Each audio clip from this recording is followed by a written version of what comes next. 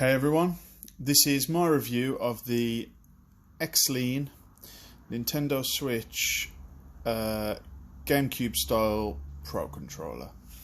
So, this controller is about £30. It's the Bluetooth variant from AliExpress. You can also buy them from Amazon. You just search for Exlene. They're on there for £40 if you don't want to wait too long for shipping, although this did arrive within 2 weeks. So what do you get for £30 from AliExpress? So, controller has all of the buttons that you need for a Nintendo Switch Pro controller. I'll just show you that now. So you've got clickable sticks, left and right, L, R, Z, L, Z, R, A, B, X, Y. Yeah, D-pad too. Let's get rid of that. Here you have plus button, minus button, home button, screenshot button, and a turbo button. So yeah, you get the added extra of a turbo. It's got USB-C charging, built-in battery, and also rumble. Now, I do like my controllers, and you could say I am a controller connoisseur almost. So, I have here original GameCube controller. I can draw a comparison to. This one's from 2002. I have a 8BitDo SM30 Pro, another controller that I really like, and of course the gold standard Nintendo Switch Pro controller. Of course, I really like this one. Now, why should you buy the Exlene over the others? Well, first off, it's £30 as opposed to £60 for the Nintendo Switch Pro controller, so it's half the price.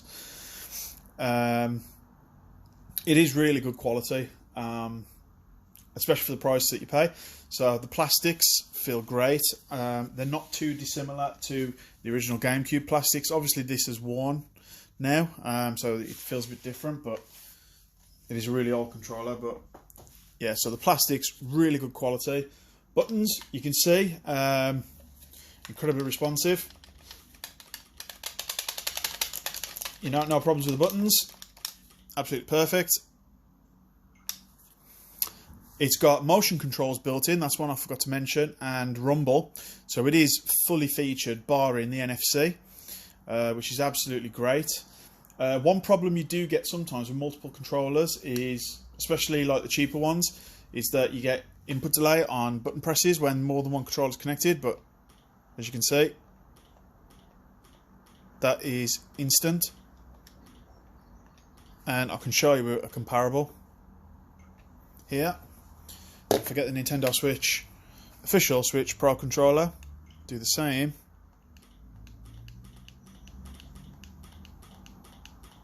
Exactly the same.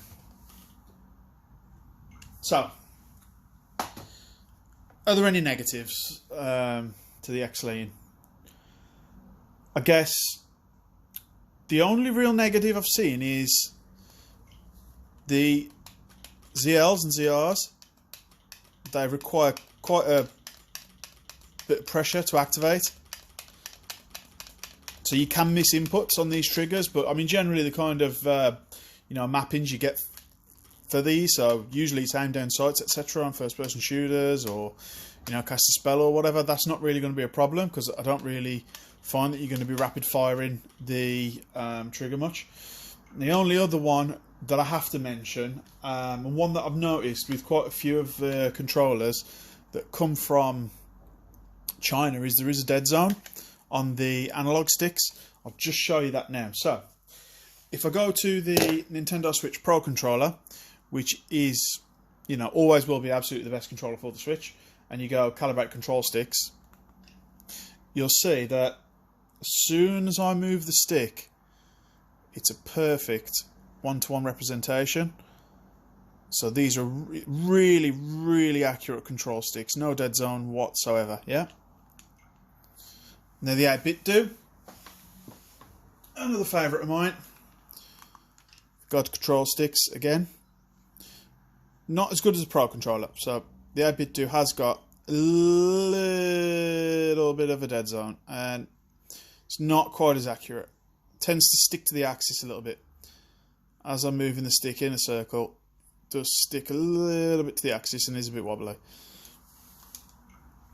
And it's pretty much the same for the Exlene. So hit the stick, you can see that it's not quite one-to-one, so it does tend to just stick at these axes. You can see that my thumb's moving around.